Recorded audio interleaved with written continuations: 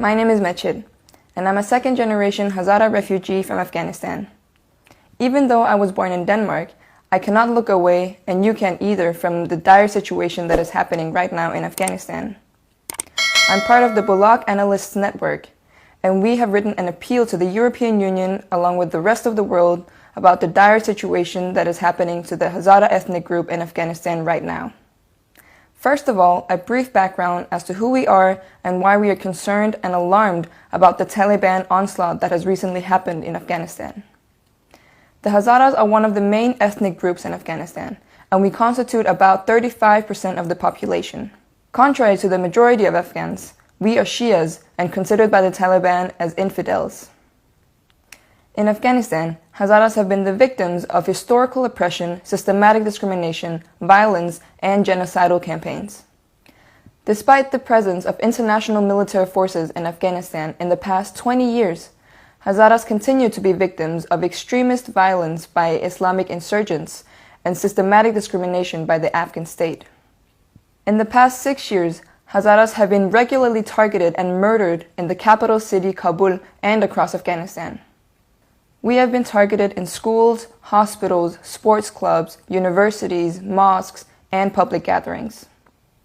Our bloody history goes back to the 1890s, when more than 60% of our people were massacred in a genocidal fashion by a Pashtun Amir and his tribe.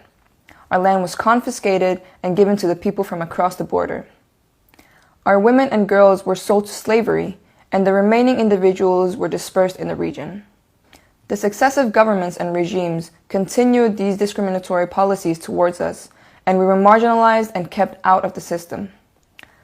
More recently, during the Taliban onslaught in Mazar-e-Sharif in 1998, more than 10,000 Hazaras were massacred, and in most of the cases, the people weren't allowed to bury the dead, and they were left on the street to rot or be eaten by the dogs. We suffered more killings and massacres in Hazarajat, the central part of the country. When the US and coalition forces went to Afghanistan, we welcomed them warmly because we considered them as our saviors. During the foreign presence, we thrived socially, educationally, economically, and politically relative to the past. Of the nearly $1 trillion spent in Afghanistan, we did not benefit, not even a mere $100 million. Instead, we relied on our own resources and we worked hard ourselves. Here is a brief list of what we achieved. We built the best private universities in Kabul and elsewhere. We built the best high schools, all co-educational. We taught our children, boys and girls alike, to reach the pinnacle of their lives. We had a few first females in a male-dominated society for the first time in its history.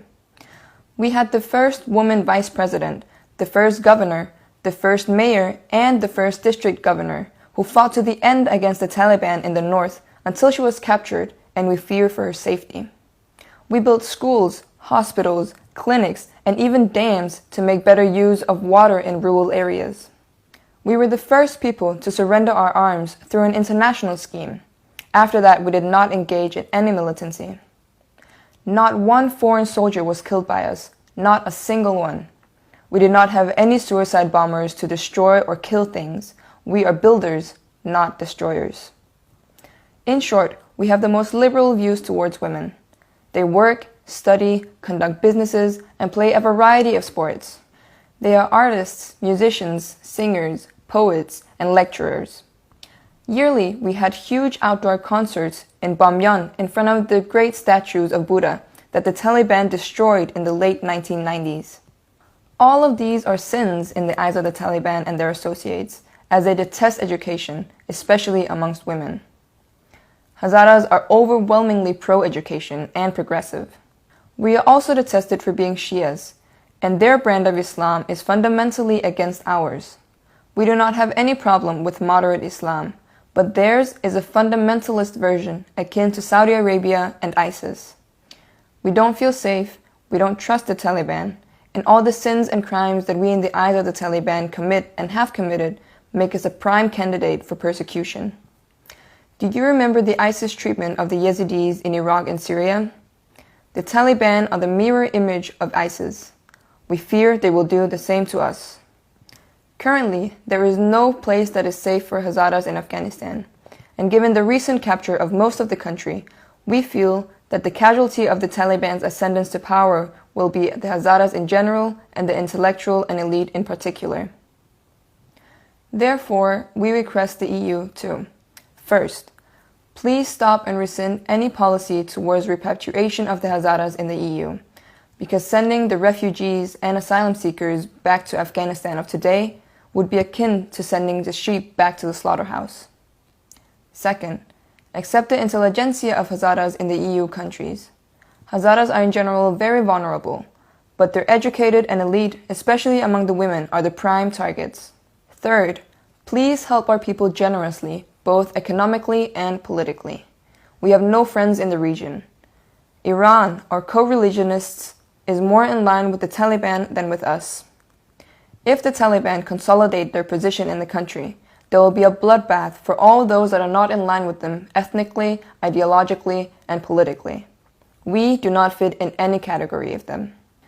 The U.S. Department of State, in its 2017 annual Human Rights Report, said that societal discrimination against Shia Hazaras continued along with class, race, and religious lines in the form of extortion of money through illegal taxation, forced recruitment and forced labor, physical abuse, and detention. This was under the so-called democratic and elected government. We cannot imagine the situation under the Taliban. To help.